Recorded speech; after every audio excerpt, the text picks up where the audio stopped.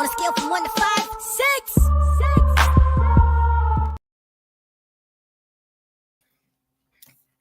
What's up? What up? What it is? How y'all doing? How y'all living? It's your boy Alan C in the place to be.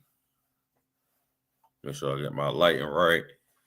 Y'all know what it is, man. Happy Friday to everyone. Happy holidays to everyone. Hope everyone is enjoying their family. I am your boy Alan C. As you can see, follow me on Al You Bugging on X and Instagram at Al_you_bugging. Again, like we always do, shout out to my Sideline Talk family. Herb, what up? Tay, what up? John, what up? Love y'all, brothers. We gotta connect one of these days, man. We gotta connect. All right, let's just get right on. Y'all see the name of the show? It's called Hollywood Swingin. And we had another Wild Wild West matchup. So last week, it was the NFC West that played. This week on Thursday Night Football, the AFC West played. Had Broncos versus the Chargers. And the Chargers came back in that game. The Broncos started off hot. And the Chargers looked like they were going to get run out of the building, much like they did against the Buccaneers on Sunday. But this Thursday, Jim Harbaugh stepped up and coached his behind off. It was 14. I'm sorry. It was 21-13 at the halftime.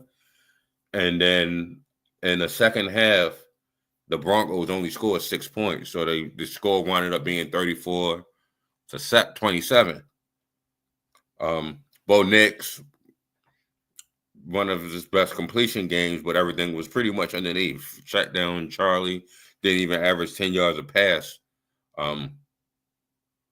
this week. Had 29 for 40 in completion percentage, 263 yards, and 2 touchdowns. While Justin Herbert played one of his best games at 23 for 31, 284 yards and 2 TDs. Gus Edwards added on another 2 TDs in the running game. Shout out to Lad McConkey. The rookie had 6 catches and 87 yards. Cortland Sutton had 5 catches for 50 yards. So this is a matchup of 2 playoff teams in the AFC playoff teams.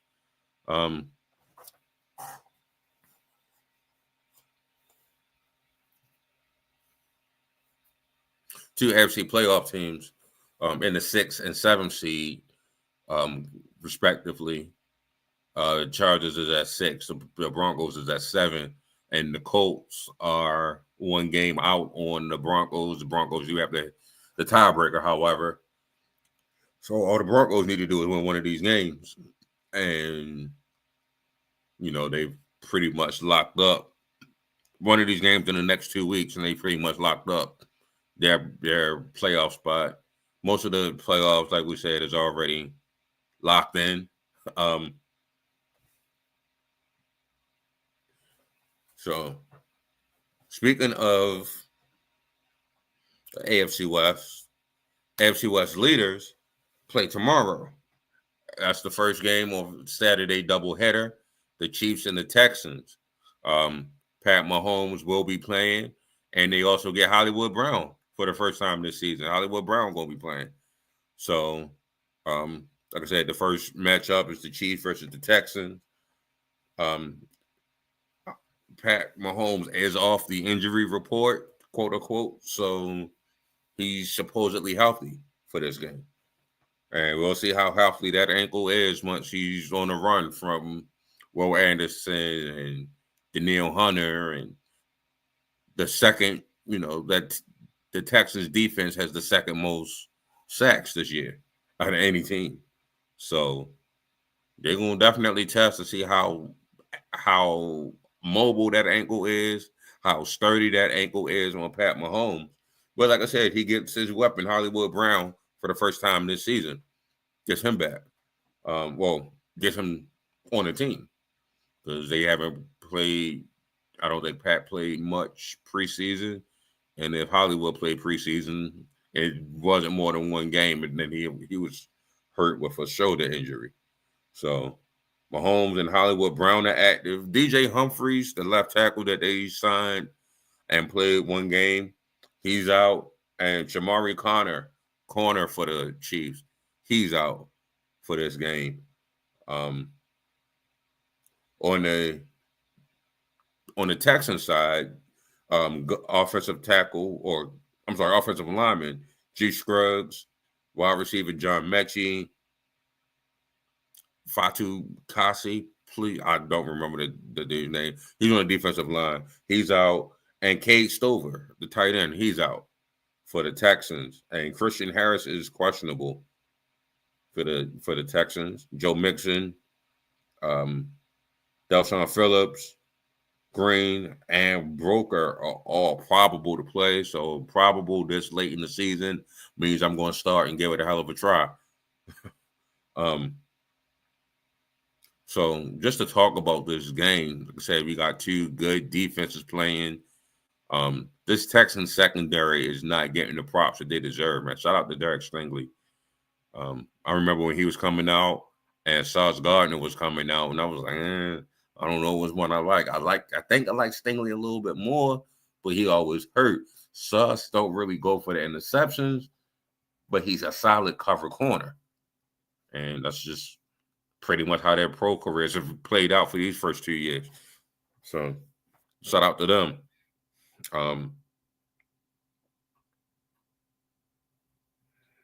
I see this being a very competitive game for the Chiefs and Texans, but I do have the Chiefs winning this one for the simple fact that the Chiefs are at home, I believe,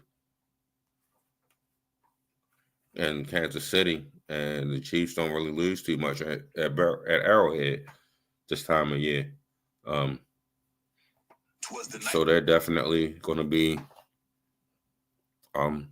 ready to play. And, they got 2 games in the next 4 days. They play on Saturday and turn right around on Wednesday and play. And so the Ravens and the Steelers. They play on Wednesday. They play on Saturday. They play tomorrow at the bank. So Ravens Steelers is always a rivalry, always a black and blue game. And, both of these teams playing on Saturday, and they also play on Christmas. So they just swap. They're swapping opponents.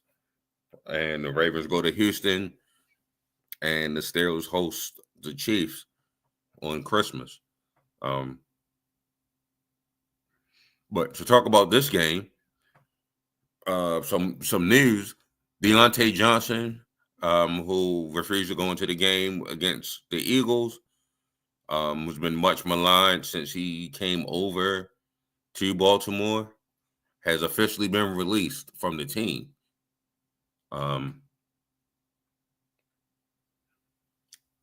I think it's a bad omen when you get released for your attitude from Mike Tomlin, who's a good coach and well respected around the league, and then you turn around and get released by the Ravens and John Harbaugh, who's respected around this league. It's just not a good omen for a disgruntled player to get released by both of these coaches. I think he can go ahead and get signed by the Chiefs. But, man, if he turn a foul to the Chiefs, he's pretty much writing his retirement papers as we speak. The Ravens got nothing from him, nothing ventured, nothing gained. It was a low risk, high reward potential, and we just never seen any of that potential from Deontay Johnson with Lamar Jackson in his offense. Speaking of Lamar Jackson in his offense, Lamar is right in prime position for this MVP race. I don't have him leading, but he's not out of it by any stretch of the imagination, especially with the 2 teams that he has to play with their defenses. If Lamar can go out there against these two defenses and show that he's the best player on the field, and then not even be questioned that he's the best player on the field, that will bode a lot well than Josh Allen going up against the Patriots and the Jets for the next 2 weeks. Like I said, I think Josh Allen has been exceptional. I think Josh Allen is the MVP.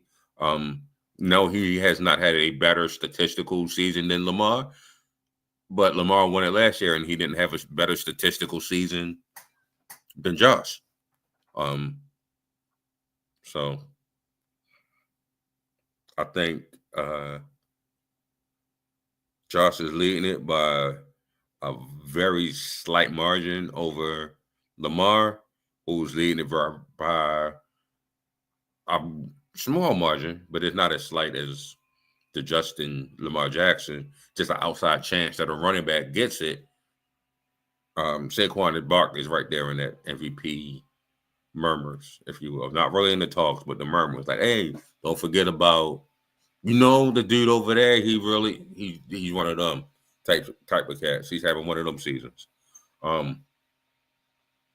But to talk about this Ravens Steelers game, Lamar needs to bounce back. The Ravens need to bounce back. They lost 8 of the last 9. Lamar's record against the Ravens Steelers is 1-4, if I'm not mistaken. 1-5. It ain't good. It ain't what he is against the rest of this league. And some of that I got to put on coaching. Some of that I got to put on pressing.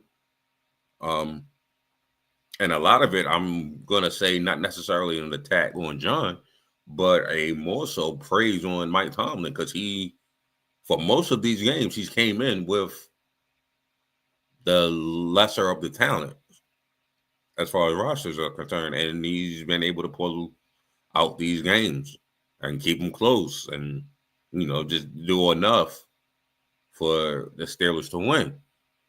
In order for the Ravens to win tomorrow, they got to limit their turnovers.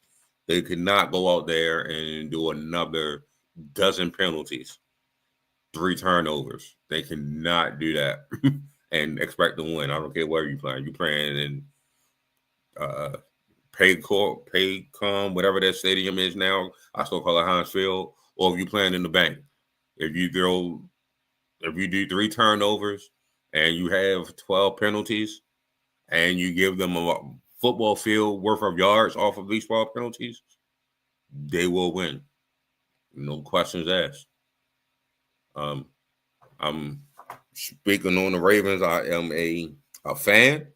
I'm a fan of the whole NFL, but if I had to say my favorite team, it is the Ravens. And I hope they pull off this victory. They should pull off this victory. They're a touchdown favorite at home. George Pickens is out for the Steelers. Deshaun Elliott is out for the Steelers. Justin Fields is out for the Steelers. Nelson Aguilar is out for the Ravens, however.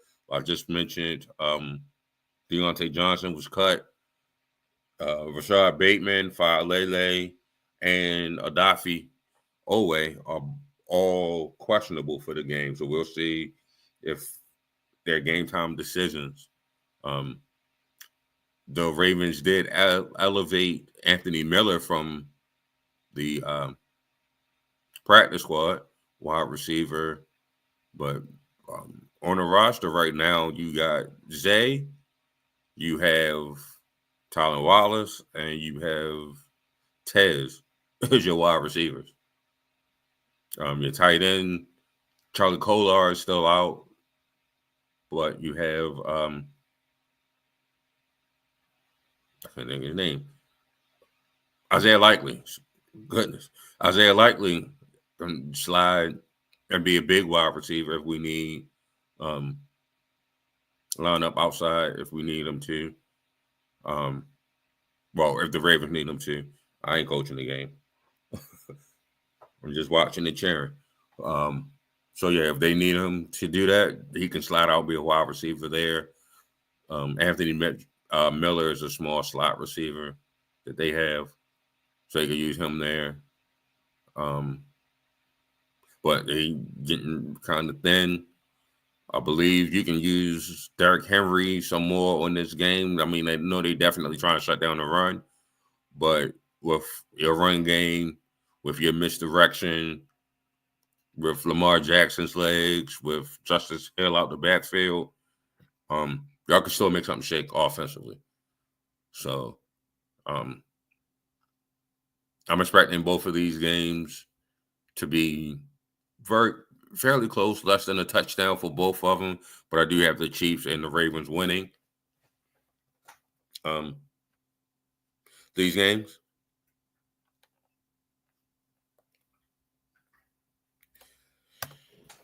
All right. So speaking of playoff picture, right now as it stands, and the playoffs are already clinched are the Chiefs, the Steelers, the Bills, and the Texans on the AFC side.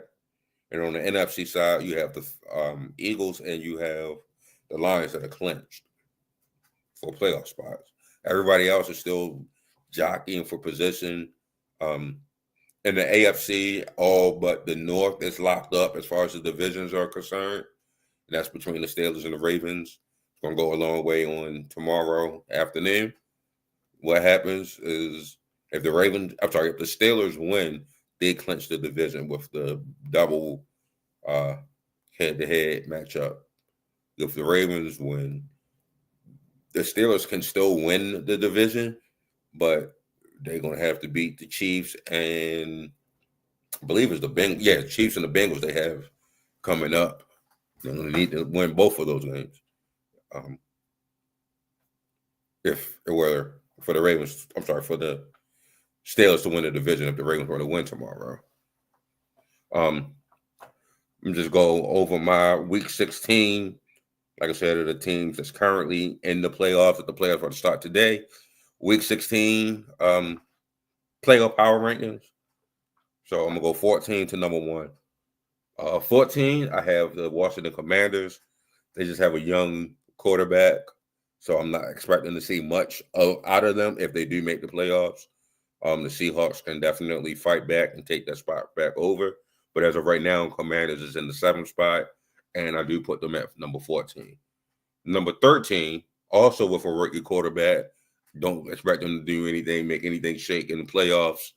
I'm going to have Denver Broncos at the 13th spot.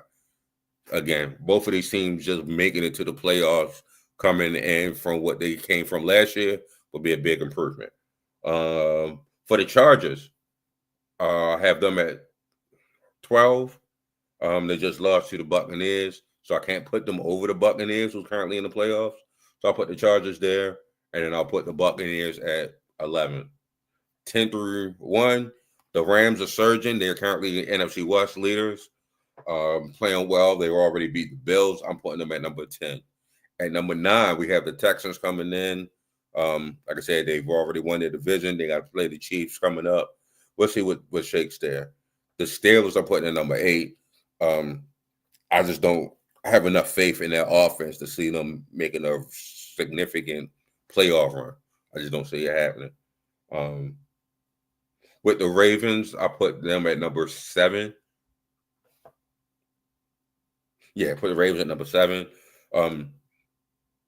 I think after that bye week, they're trending in the right way. Let's see what happens tomorrow when they play the Steelers. Like I said, if they play them, they probably going to need like one more win, and that could possibly happen on Christmas. If the Steelers happen to lose to the Chiefs, the Ravens got a good shot at winning the North again, back-to-back years. At 6th spot, I'm putting the Packers. Packers defense is amazing. Their front four, Edgerrin Cooper. Remember the name.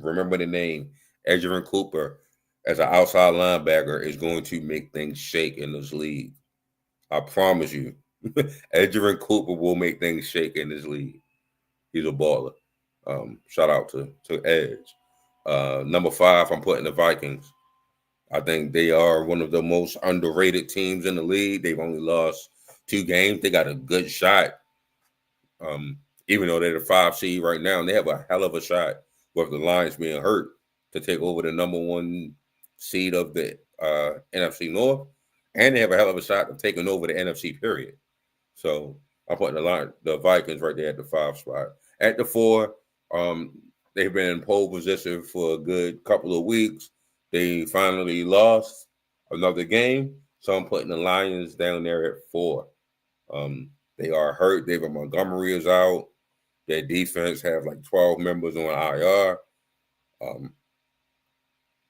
They pretty much dragging across this finish line here and limping across. Don't ain't worry about Super Bowl pick from the NFC side. I wasn't going to change that. I had Lions versus Chiefs, who I have at number 3. The Chiefs, they aren't winning impressively, but they are winning, which is the key thing. They are winning. They've only lost one game this year. They're the only team that has lost one game this year. So put the Chiefs at number 3. Like I said, the 4 and 3 spot were my Super Bowl matchups to start the year, but finishing the year as it stands now, number 2, I'm gonna put the Buffalo Bills. Like I said, Josh Allen is the MVP front runner, and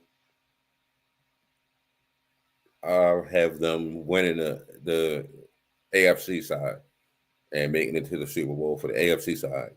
And for the NFC side, the number 1 team, Philadelphia Eagles. Dominant number 1 defense.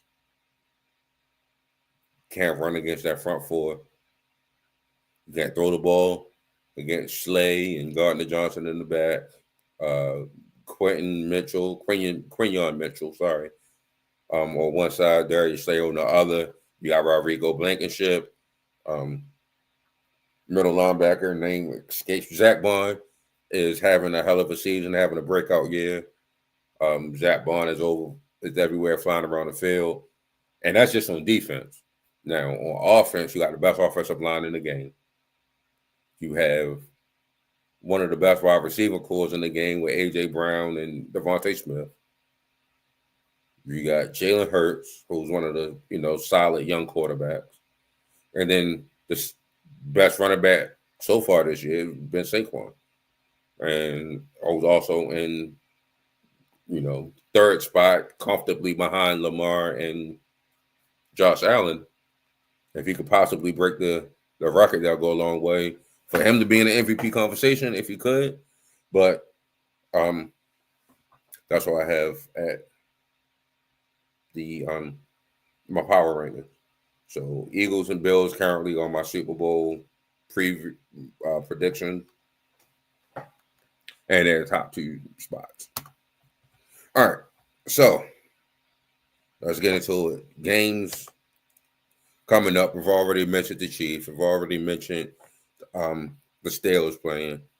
But on Sunday, 1 o'clock. Damn, I thought I had this open.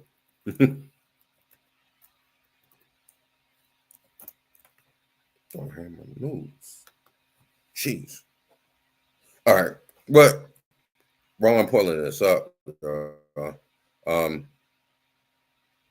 you got athletically challenged. I'm putting articles up. I know it's a holiday season, so people are probably reading more and can get to it more. Go on athleticallychallengedmag.com. Good articles going up there. Some basketball, some football. I'm writing the football ones going up, but definitely go there.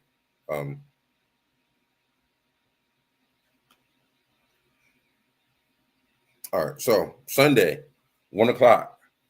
The Eagles are playing the Commanders. That's probably the best 1 o'clock game that's going on. Like I said, Eagles, number 1 team in football for me, and they will definitely clinch the NFC East with a win. Commanders cannot afford to take an L, however, because they are holding on to a 1-game lead over the Seahawks for that 7th and final playoff spot. The Vikings and the Seahawks are at 4. And man, that's a hell of a game. That's a hell of a matchup.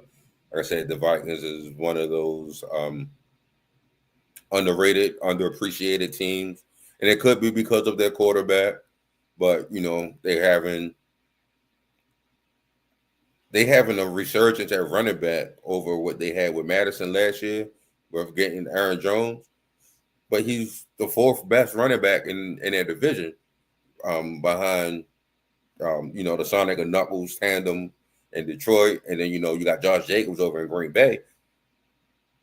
Like he was like the fourth best running back in that division, and then you got in my opinion, the best wide receiver duo, Justin Jefferson and Jordan Addison. But the attention going to Jamar Chase and T. Higgins or AJ Brown and Devontae Smith. Andrew Van Ginkel, Harrison Smith still playing great defense over there. So the Vikings taking on Seahawks are going to be a hell of a game. Like I said, the Seahawks are fighting for that final playoff spot. If the Rams happen to stumble or slip up, they could get back to their number 4 spot. The Vikings are fighting not only to get the lead back in the division, because now the Lions have 2 losses, they could also be the number 1 seed in the NFC. That's huge. That's major. And then at the 8 o'clock window on the East Coast, you have the Tampa Bay Buccaneers going up against the Dallas Cowboys. And not really that big of a matchup if you want, but the Buccaneers playing some good football. Shout out to Baker Mayfield because I criticized the hell out of him. I said he would be an AFL quarterback within a few years, and I must apologize because he is playing some amazing, phenomenal football. And Mike Evans can possibly hit that 1,000-yard streak again if he wanted to. He's on pace.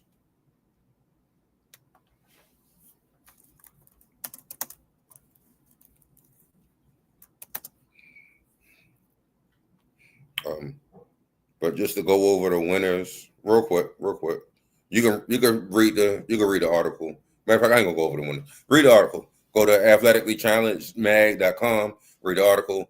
I'm gonna get into this last and final segment, y'all. I'm not gonna keep y'all. There is some college football kicking off tonight. The college football playoffs start. Indiana, number 10 Indiana, is going to Notre Dame at 8 o'clock on ABC or ESPN tonight. And then tomorrow, you have SMU versus Penn State at 12, Clemson versus Texas at 4, and Tennessee and Ohio State at 8. All these times are East Coast times. But yeah, we got playoff football for the college football playoffs.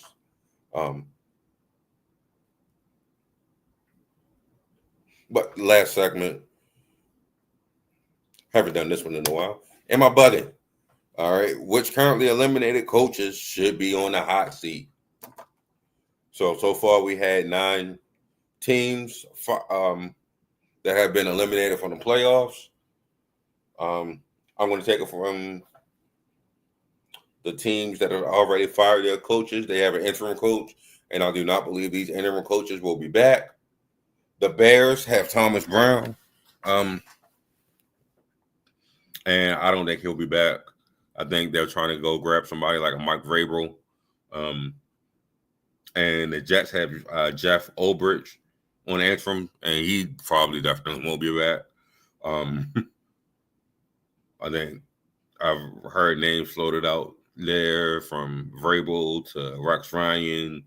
So chances are these coaches aren't coming back. So the coach with the 0% chance of being fired, let go, whatever. Kevin Stefanski with the Browns. Come on, he's a coach of the year. Won it back-to-back years, I believe. Has 2 coach of the year trophies for the Browns. I think he's the safest of all coaches that's out of the playoffs currently. 0 chance of being fired. And then I'm gonna move on to the Panthers. Dave Canales. He's a young coach. He did get Bryce Young to rebound after he was benched for a few weeks, and he came back in playing well. So there's definitely coaching there. I don't think he has a very little chance of being fired there. Brian Callahan for the Titans. It's his first year in the rebuild. I think he has out of five. Let's call it flames. Out of 5 flames, I'm gonna give him 1. His seat is a little bit high. But I think there's a little chance of him being fired. Also, first year coach, Patriots handpicked, been with the organization for a while now. He's in the middle of a rebuild, and he had a bad carpet to take over. Gerard Mayo, in New England, 1 out of 5 flame chance of getting fired. His seat's not that hot. Brian Daboll, I think he has a tool. I've raised his flame up a little bit. He got 2 out of 5. GM needs to go for sure, and Brian can get 1 more chance to rebuild this team after they foolishly cut Saquon Barkley and let him go to a division rival and sign all that money to Daniel Jones. Brian Daboll, I think he has a 2 out of 5. Excuse me, 2 out of 5 flames. Antonio Pierce in Vegas. Only reason I'm putting his at 3 is I'm not too sure Mark Davis believes in him to correct it.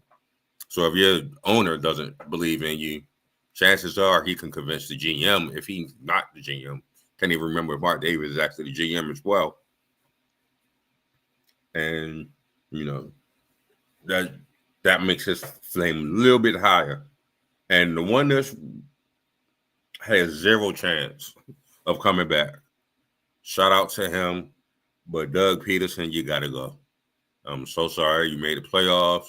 You won a playoff game back in 2022, but nah. Excuse me. I'm putting him at a 0% chance of coming back this year or next year, the coach. But that is my show, y'all. Did you see on the ticker? Follow Al You Buggin at Al_U_buggin.